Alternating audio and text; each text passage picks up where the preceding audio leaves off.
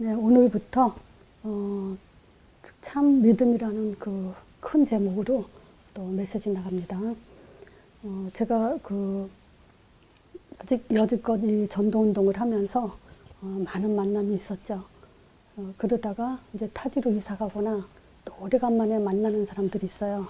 근데 그런 분들하고 다시 또 이렇게 대화를 하다 보면은 또 그동안 들었던 메시지들 속에서도 많이 또 놓치고 있는 것들이 많더라고요. 그래서 다시 한번 이 믿음에 대해서 시작해야 되겠다는 생각을 해서 이 참믿음이라는 제목을 가지고 이제 메시지를 또 진행하겠습니다. 기독교인들이 지금 우리는 그렇게 생각하죠. 기독교는 참 실패했다. 그 근거가 교회가 성장하지 못하고 있고 개척교회를 면하지 못하고 있는 그 모습을 봤을 때, 또 많은 종교인들이 또 많은 종교가 늘어나고 오히려 종교인들이 더 확장되는 걸 봤을 때 기독교는 실패했다고 볼 수 있죠. 그래서 가장 그 중요한 요소 중에 하나가, 한 가지를 뽑는다면 저는 이 믿음이라고 생각합니다. 사람들은요, 기독교인들은 착각신앙을 많이 하고 있죠. 저는 그렇게 생각해요. 시작부터가 틀렸다, 잘못됐다. 가짜신앙 또는 착각신앙, 틀린 신앙, 변질된 신앙, 이런 걸 가지고 열심으로만 했어요. 이것이 믿음이라고 착각하면서 신앙생활 하는 사람들이 많아요. 그래서 제가 볼 땐 사람들이, 신자들이 굉장히 힘이 없어요. 이 사람들이요, 신앙생활 하면서 모임 열심히 하고 있어요. 나름대로 헌신도 열심히 해요.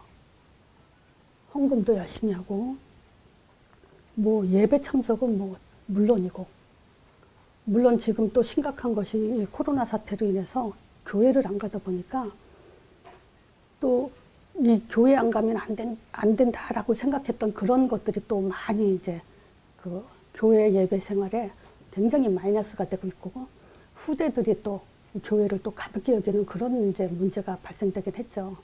그래서 우리가 빨리 정신 차려야 되죠. 예배에 힘쓰고 모임에 힘쓰고 헌신도 해야 되지만, 정말 중요한 내용, 진짜 참믿음을 가지고 이게 이제 진행이 돼야 됩니다. 제가 이제 현장에서 전도하다 보면요, 신자들이 힘 있는 사람들 거의 못 봐요. 그리고 오히려 교회에 대한 불평불만, 목사 또는 중직자 교회 안에서 이런 그 육신적인 그런 말을 하는 사람들이 거의 대부분이에요. 참 이런 것들이 지금 참 안타깝고요. 두 번째는 이 전도에 대해서 굉장히 무지하죠. 뭐 때로는 전도를 해야 된다, 전도는 중요하다고 말로는 하고 있지만 전혀 하질 못하고 있죠. 제가 신앙생활 초신자 때 신앙생활 했을 때 저는 주로 간증하는 사람들을 우리가 많이 보죠. 때 되면 또 교회에서 행사 차원에서 이런 간증하는 사람들을 놓고 간증하게 하기도 하죠. 근데 이 간증이라는 것이 지금 어떤 간증들을 했죠? 자기네들이 문제 해결되고 또는 기도에서 어떤 응답받은 것들, 이런 걸 가지고 간증을 해요. 그러면 우리는 그것이 진짜 하나님의 역사로 하나님이 그렇게 하셨구나 라고 듣죠. 그래서 이 간증 들을 때 저는 무슨 생각을 하냐면요, 저 사람은 굉장히 믿음이 좋은 것 같다. 그래서 하나님이 특별히 사랑하나 보다. 이런 생각을 하면서 오히려 나 자신은 힘이 나지 않고, 복음에 힘이 나고 하나님 말 때 감사 힘이 나는 게 아니라 나는 오히려 더 낙심하게 되는, 하나님은 나를 사랑하지 않나 보다, 이런 생각까지 하는 그런 경험이 있습니다. 자, 그리고 어떤 사람은 굉장히 이 체험을 가지고 또 하나님의 역사다라고 하면서 또 뭐 이 체험도 마찬가지죠. 이제 간증이나 마찬가지죠. 그런 식으로 이제 하는 걸 많이 이제 봤어요. 이 체험 중에 지금 생각나는 사람이 있는데요. 자신이 굉장히 영적으로 신령하다고 착각하는 사람이에요. 어떤 분이냐면 뭐랄까 그 칠판에다가 막 뭐라고 쓰는데 그게 이제 무슨 말인지 몰라요. 막 써놓고 이제 하나님이 이렇게 쓰게 했다라는 걸 가지고 그걸 해석하기도 하고, 또는 이 사람이 어느 날 사단이 뭐라고 자기 귀에 들려줬냐면 엄마가 곧 죽는다라는 음성을 들었대요. 그랬을 때 자기가 충격을 받고 막 기도를 하다 보니까 무슨 생각이 들었냐면, 엄마가 죽는다라는 이 음성을 한 사람이 사단일까 하나님일까, 이걸 이제 생각하게 된 거야. 그래서 그것도 또 이제 뭐냐면 기도를 하면서 지금 이 엄마가 죽는다고 말하는 것이 사단입니까 하나님입니까? 그러면서 손에다가 이제 칠판 놓고 손으로 하니까 사단이다, 사단이 아니다 라고 쓸 줄 알았는데 손은 자기가 움직이는 게 아니라 저절로 움직여지니까 사단이다 라고 이제 그것이 써졌다는 얘기를 하면서, 그렇다면은 하나님이 한 말이 아니잖아요. 그러면 사단이 그렇게 자기네를, 엄마를 죽이게 하려는구나, 이제 이런 식으로 이제 자기가 그런 그 영적인 체험이 있었다는 얘기를 하면서 그 간증을 하는 얘기를 들어본 적이 있어요. 그러니까 지금 그 뭐냐 말하자면요, 제 그 제목이 뭐냐면 근거를 가진 믿음. 이거가 안 되면요, 이런 것들에 신자들은 다 속게 돼 있죠. 그리고 미혹되게 돼 있죠. 또 이것뿐만이 아니고 세 번째, 성령 인도 부분에서도요, 어떤 그 제가 이제 낙심을 하게 됐냐면, 어떤 분이 뭐 물론 나보다 신앙이 굉장히 오래된 선배죠. 그분이 이제 그 어떤 만남이 있어서 누구랑 만나러 이제 그 차로 가다가 잠깐 조금만 이제 접촉사고가 생기는 바람에 다시 이제 다른 방향을 바꿨다 그러더라고요. 근데 방향을 바꿨을 때 정말 그 방향을 바꾸는 바람에 그 접촉사고로 인해서 방향 바꾼 것이 하나님의 인도였다고 간증을 하더라고요. 마침 자기가 이제 어떤 문제 속에서 있었을 때 그 문제, 그 접촉사고로 인해서 하나님이 그렇게 인도하셔가지고 해결받다는 이런 식의 그런 간증이요. 자, 이런 것들이 지금 결국은 다 뭐죠? 잘못된 거죠. 잘못된 신앙. 뭐 이런 체험은 지금 제가 볼 때 그래도 많이 그 말씀으로 해야 된다라는 강조로 인해서 이런 체험은 그래도 제가 봤을 때 이렇게 아주 흔하지는 않아요. 저 때만 하더라도 굉장히 이게 많았었는데 이제 10년, 20년 지나니까 이런 체험은 덜한데 아직도 있죠. 이 전도 간증, 이것을 많이 하는 사람들이 있어요. 지금도 이 메시지 듣는 분들 중에서도 이 간증이, 그러니까 이거잖아요. 하나님, 내 기도에 응답을 주셔야 내가 그걸 가지고 하나님을 증거하지 않겠습니까? 이런 식의 기도를 하죠. 전도를 하려면 무슨 증거를 줘야 그걸 증거를 가지고 자기는 전도하겠다, 하나님을 증거하겠다, 이런 식으로 간증들을 하는데 이건 정말 틀린, 성경적이지 않은 그런 이제 전도 방법이죠. 자, 그래서 오늘 근거 가진 믿음은 아주 이제 일단 그 신앙의 그 믿음의 기준도 기준이지만 우리가 전도할 때도 얼마나 틀린 전도를 하고 있는지를 알 수 있는 그런 내용입니다. 자, 지금 우리는 절대 믿음 없이는 살 수 없죠. 하나님이 제자들에게도 믿음이 적은 자들아 라고 책망한 것도 하나님이 요구한 모든 것도 사실은 믿음이에요. 그래서 우리가 믿음이 뭐고 왜 믿어야 하는지 그런 것들을 정확하게 알 필요가 있죠. 근데 왜 우리가 믿음 없이 살 수 없냐? 하나님의 작품이 원래 그래요. 하나님의 작품은 완전하죠. 그리고 하나님의 작품이기 때문에 하나님의 책임이 들어가 있고 또 최고의 작품이에요. 그것이 바로 하나님의 형상이죠. 자, 얼마나 완전하냐? 하나님은 아니지만 하나님과 같은 존재로 우리를 창조하시되 하나님의 사랑의 대상으로 창조하셨어요. 하나님은 영원하시죠. 근데 혼자 영원히 살길 원하지 않으세요. 우리도 마찬가지예요. 어느 인간도 아무리 돈이 많고 명예가 있고 그렇다 할지라도 혼자 영원히 살기를 원하는 인간은 없어요. 그거는 우리가 상식적으로도 알 수 있듯이 인간은 혼자 살게 되면요, 우울증 그 병 속에서 결국은 자살까지 가게 돼 있어요. 그렇게 창조하지 않았다는 거예요.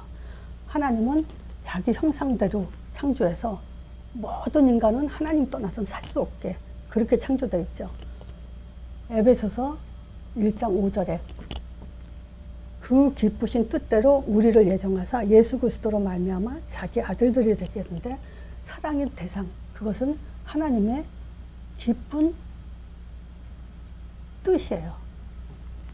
하나님의 아주 소원인 기쁘신 뜻이 뭐냐? 우리를 자기 형상대로 창조하셔서 교제하면서 함께 살도록 그렇게 창조하신 거예요. 그래서 이 교제하기 위해서 뭐가 필요하죠? 대화가 필요하죠. 하나님과 우리는 대화를 해야 돼요. 근데 하나님의 대화 방법은 말씀이죠. 인간과 인간은 서로 전화로 또는 얼굴을 맞대면서 말을 하지만 하나님의 대화 방법은 바로 이 말씀이에요. 그리고 우리의 마음이 통하도록, 그리고 하는 일이 통하도록 이렇게 창조하셨어요. 말하자면 그리스도 삼직의 기능, 요게 있도록 창조했어요. 원래부터. 자, 이런 인간에게 자기 형상대로 짓고 또 우리를, 이 땅을, 이 세상 모든 만물을 하나님이 지으셨죠.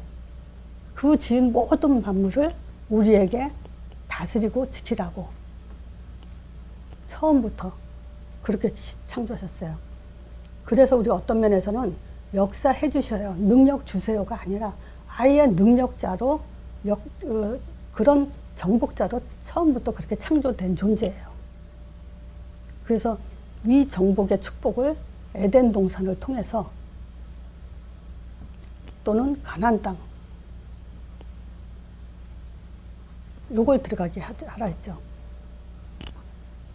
자, 창세기, 이 정복자에게 주신 축복이죠. 12장 3절.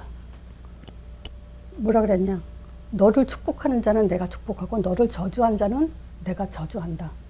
완전히 하나님의 배경이 되는 정복자죠. 그리고 13장 14절에 보면요, 롯이 아브람과 헤어졌을 때 아브람에게 하신 말씀이에요. 동서남북을 바라보라면서 이 보이는 땅을 다 너에게 줬다 했죠. 또 지난주에도 말씀드린 것처럼 여호수아 1장 3절이죠. 모세에게 말한 바 같이 물은 너가 밟는 모든, 그 발바닥을 밟는 모든 것을 내가 다 너에게 이미 주었다 그랬죠. 이뿐만이 아니죠. 또 사도행전 1장 8절에 보면 권능을 주신다 그랬죠. 그래가지고 땅끝까지 가도록 하셨어요. 그러니까 이렇게 가나안 땅에 대한 정복, 또 밟는 모든 것을 줬고 또 우리에게 권능을 줘서 땅끝까지 가라는 것은 뭐냐면 우리에게 이미 정복할 만큼 답과 힘을 줬다는 거죠. 이미 주어진 것이죠. 그래서 우리가 정말 이 답을 안다면요, 나를 욕하든 나를 하찮은 사람으로 여기든 괴롭히든 비웃든 아무 상관이 없어요. 뺏어가면 주면 되고요, 양보하면 돼요. 원래 우리는 하나님의 최고의 작품이고요, 사랑의 대상으로 기쁘신 뜻으로 가지고 우리를 창조하셨어요. 그래서 우리의 존재 가치가 그렇게 하찮은 존재가 아니에요. 거기에 대한 답을 먼저 가지셔야 돼요. 자, 이런 존재에게는 반드시 믿음이 필요하죠. 근데 이 참 믿음에 있어서 우리는 먼저 믿음의 이유가 있어야 돼요. 왜 믿어야 되냐 하는 것이. 숨겨진 문제가 있어요. 왜 숨겨진 문제라고 하냐면요. 말해주지 않으면, 하나님이 말씀해주지 않으면 우리 스스로는 알 수 없는 거기 때문에 숨겨진 문제예요. 우리가 그랬잖아요. 성경을 읽고도 못 찾았거든요. 이 사실을. 그것이 바로 창세기 1장 2절과 3절에서 1장 6절이요. 내 스스로가 하나님 떠났는지를 몰랐어요. 그래서 혼돈 속에 살면서도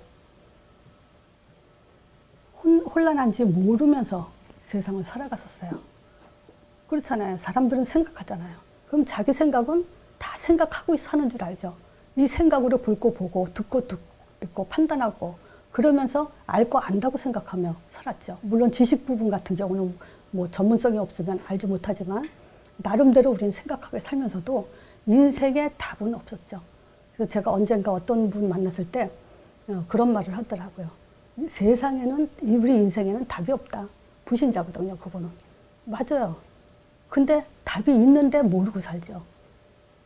사람 머리는 답이 나올 수가 없으니까. 자, 이렇게 혼란 속에 사는 그런 참 안타까운 상황이죠. 자, 그래서 지금 우리는 이 혼돈 속에 있었기 때문에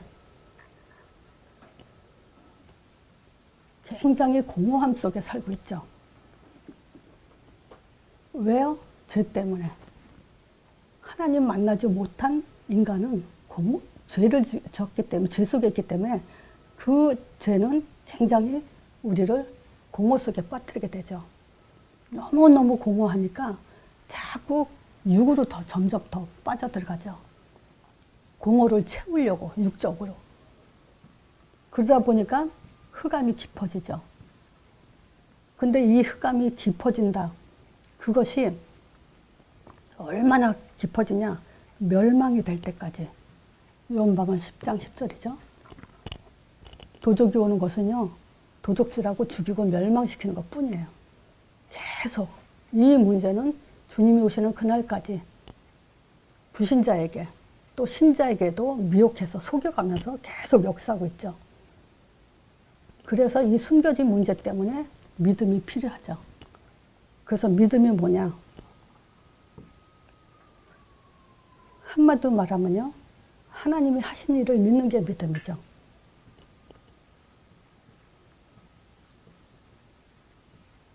우리를 위해서 하신 일이에요. 그렇죠? 이게 지금 하나님이 우리 인생을 책임지겠다고 한 그 답이죠. 자, 창세기 3장 15절 하나님의 여인의 후손 하나님의 아들을 보내신다 그랬어요. 자, 근데 이 아들은 우리에게 참 증거가 되죠. 그게 오늘 본문입니다. 요한일서 5장 9절에서 12절. 제가 이 본문, 이 성경 구절을 읽었을 때 진짜 확 꽂혀온 것이 바로 이 증거라는 거예요. 우리는 믿는 게 아니고 증거를 믿는 거예요. 믿는 것은 그냥 내 마음을 가지고 내 생각으로 믿을 수 있죠. 근데 그거는 내 믿음이고 하나님은 증거를 가지고 믿으라고 했어요. 9절에 보면요. 만일 우리가 사람의 증거를 받을진대. 이 말은 뭐냐면 사람들 인간 세상 속에서도요. 증인을 가지고 증거를 대면요. 할 말이 없어요. 법적으로도 판단할 때, 재판할 때도 보면 증인이 있으면은 그 재판에 판가름을 내리는 것이 증인이에요. 그 얘기를 하는 거예요. 사람들의 그 증거를 받을진데 하나님의 증거는 더욱 크죠. 하나님의 증거는 이것이니 그 아들에 관하여 증거하신 것이라 그래요. 10절에요. 하나님의 아들인 자가 자기 안에 증거가 있어요. 아들이 없으면요. 하나님을 믿는다는 증거가 없어요. 그리고 오히려 하나님을 거짓말한 자를 만들고 있다래요. 왜냐? 하나님은 아들에 대해서 증거하고 있는데 그 아들을 믿지 않으면 하나님을 거짓말한 자로 만들고 있는 거죠. 또 증거는 이것이니 11절이죠. 하나님이 우리에게 생명을 주신 것과 이 생명이 그 아들 안에 있다는 것이죠. 그래도 아들인 자의 생명이고 아들이 없는 자에겐 생명이 없어요. 13절에 내가 하나님의 아들의 이름을 믿는 너희에게 이것을 쓴 것은 너희로 하여금 영생이 있음을 알게 하려는다. 영생이요. 바로 그것이 하나님이 우리와 영원히 함께 하려는 기쁘신 뜻이에요. 근데 그것이 아들 안에 있다는 거예요. 그래서 제가 이걸 알고 나서는요, 하나님 그리고 하나님 주권이다, 하나님 소리 무진장하는 사람, 저는 그걸 믿음이라고 보질 않아요. 나는 입이 딱 다물어졌어요. 하나님이란 소리가. 아들이 들어가 있어요. 그래서 하나님은요, 그 아들을 증거하기 때문에 이 아들을 믿는 것이 바로 하나님을 믿는다는 증거예요. 그래서 우리는 하나님을 믿는 게 아니에요. 하나님이 주신 증거를 믿는 것이 곧 하나님을 믿는 거예요. 이게 엄청 중요한 겁니다. 그래서 하나님의 아들 예수, 이 얘기가 정말 그 흔들림 없이 아주 굳건하게 들어와 있어야 되는 것이 바로 하나님의 아들이에요. 그래서 여기 지금 요한일서 5장 9절에서 12절만 해도 아들 얘기가 엄청 많아요. 여기. 자, 그래서 우리가 그거죠. 제가 전도할 때도 그 말 했다 그랬죠.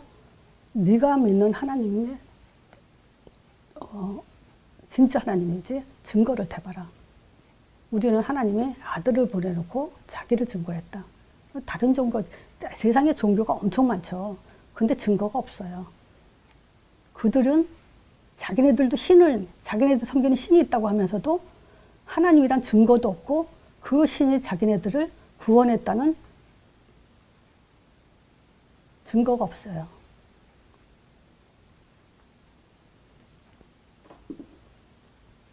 그뿐만이 아니죠.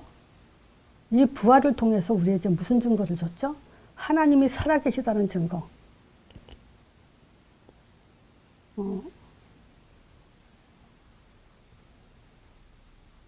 또 승리를 쓰려고 살아계시다는 증거, 또 사단머리 박살냈다는 승리의 증거.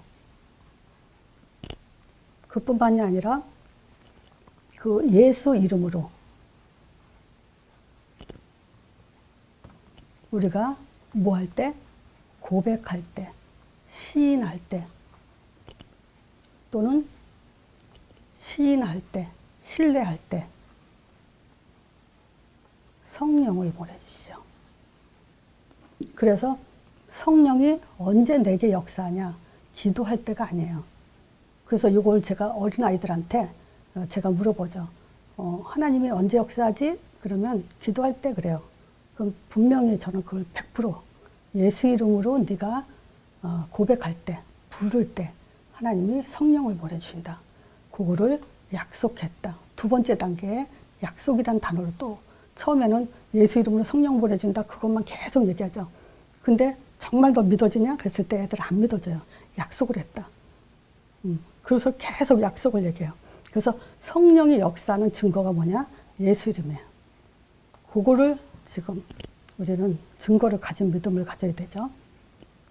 또 사도행전 1장 8절 예수님의 마지막 명령을 통해서 우리에게 뭐라냐? 땅끝까지 가라 그랬어요. 그럼 이걸 가지고 우리는 인도한다는 증거가 뭐냐? 사도행전 1장 8절. 우리가 응답받는다는 증거가 뭐냐? 사도행전 1장 8절. 미래에 하나님이 보장해 준다는 증거가 뭐냐? 사도행전 1장 8절. 이렇게 증거를 말해야 돼요. 하나님이 우리 미래를 책임지실 거야. 아니에요. 그래서 우리가 뭐랄까, 성경 공부할 때 기본적으로 하는 것이 있죠. 5가지 확신. 뭐가 있죠? 구원의 확신, 사죄의 확신, 또 승리의 확신, 또 인도의 확신, 응답의 확신. 이렇게 우리가 외우잖아요. 근데 그것만 외우면 그거는 지식이 돼버리죠. 그래서 뭘로 해야 되냐? 하나님의 아들, 예수 이름의 뜻이 구원자 임마누엘이죠.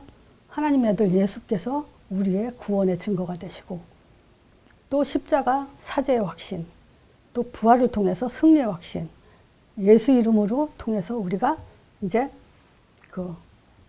인도의 확신, 성령 보내주시니까 인도의 확신, 그리고 땅끝까지 증인되면서 참 응답을 받게 되죠. 응답의 확신. 그래서 요걸 가지고 5가지를 같이 해야 되죠. 자, 제가 그랬죠? 이 하나님의 아들, 하나님의 아는 답, 십자가 제사장, 부활을 통해서 왕. 그래서 요걸 가지고 그리스도, 우리의 과거 문제 해결 끝났어요.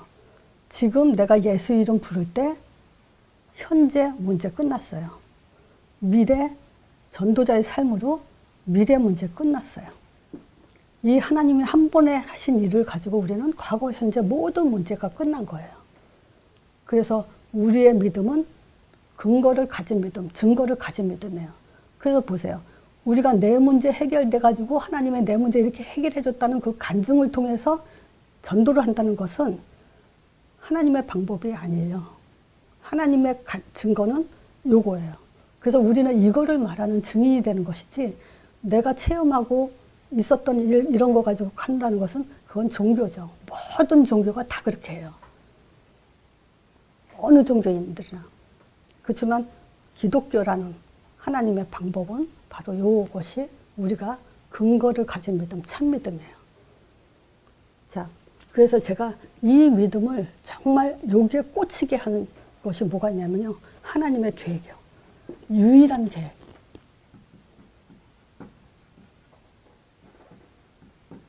요거를 성경을 통해서 제가 확인하면서 더욱 꽂혔는데, 참 하나님의 성경에는요 많은 비밀이 감춰져 있죠.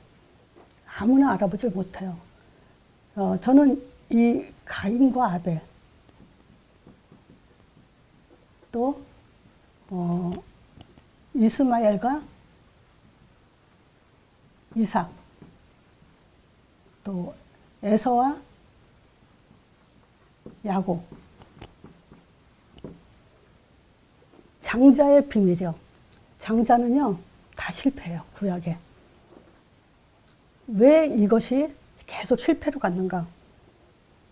이것을 발견했을 때 저는 진짜 하나님은 오직 이 복음에만 흐름을 타고 이 천지 만물을 다 움직이셨구나. 그걸 확인한 것이 이거예요. 출애굽기 3장 15절에 보면요. 모세가 그러죠.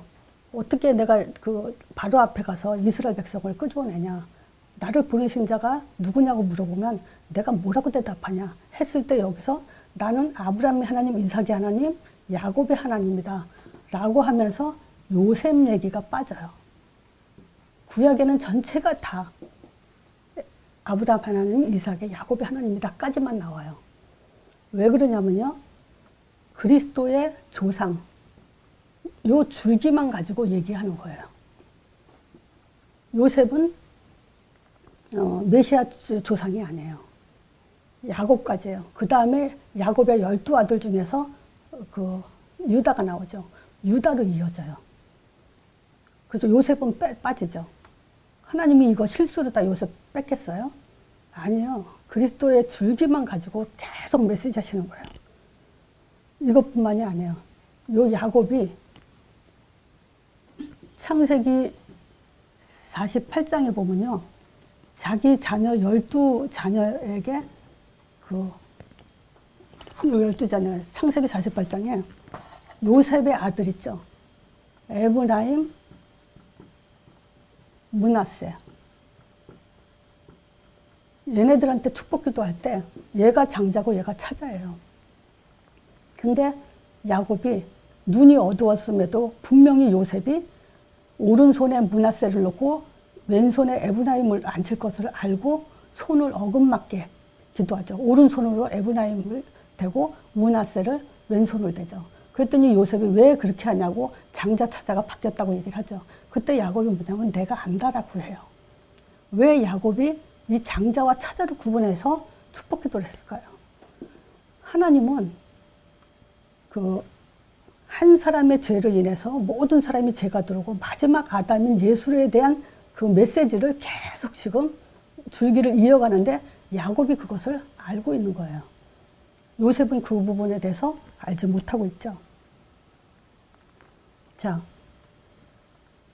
출애굽기 12장 23절.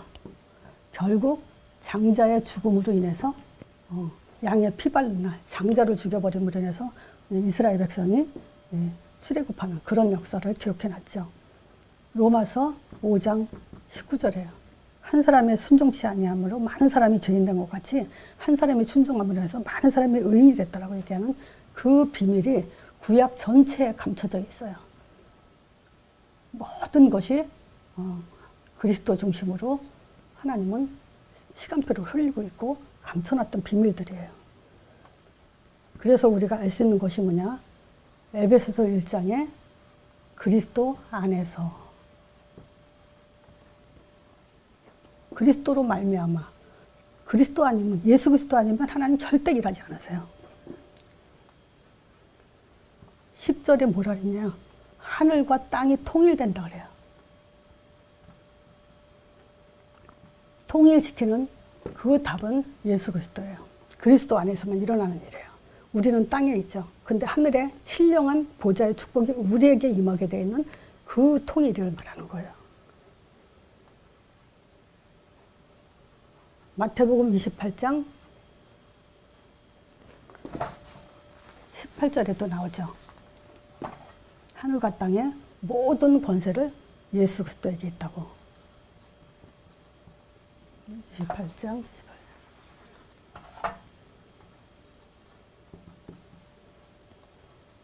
또 13절 에베소서 1장 13절이죠. 그 안에서 너희도 진리의 말씀 곧 구원의 복음을 듣고 그 안에서 또 믿어 약속의 성령으로 인치심을 받는데 이는 14절에 우리를 그리스도 안에 있는 우리를 하나님의 기업으로 보증되게 하셨어요. 성령을 주셔가지고. 그래서 뭐냐? 그 영광을 찬미하게 하는데 우리가 할 일은 하나님의 영광 이것을 찬미하는 일이고 이것을 딴 것까지 전달하는 일이에요. 그래서 오늘 메시지는 간단합니다. 근거를 가진 믿음. 그래서 이 근거를 가진 믿음이 계속 내 안에 뿌리 내려져 있으면요. 힘이 있어라가 아니라 힘 자체 속에 살게 돼 있죠. 문제 아무 상관이 없어요. 진짜 누가 나를 해친다고 하더라도 뭘 한다 하더라도 두려울 게 없는 것이 바로 이 하나님이 하신 일이에요. 근거 가진 믿음. 자, 그래서 진짜 이 성경이요. 이 첫째 아들 장자는 다 하나님이 실패시키고 그 실패 속에서 하나님은 뭘 바라보게 하냐면 오실 메시아 그리스도를 마지막 아담을 바라보게 하는 그 흐름을 타고 성경은 계속 기록되어 있고 그 중심으로 지구가 지금 흘러가고 있었던 거죠. 그래서 믿음 오는 메시지는 간단하지만 정말 중요한 메시지입니다. 그래서 이런 걸 가지고 우리가 만남 속에서 한번 사람들을 이렇게 점검할 때 보면 그냥 믿음, 틀린 믿음, 내 믿음, 감정을 가진 믿음 여기에 많이 속고 있는 것을 보게 됩니다. 한 주간도 근거 가진 믿음으로 누리시길 바랍니다.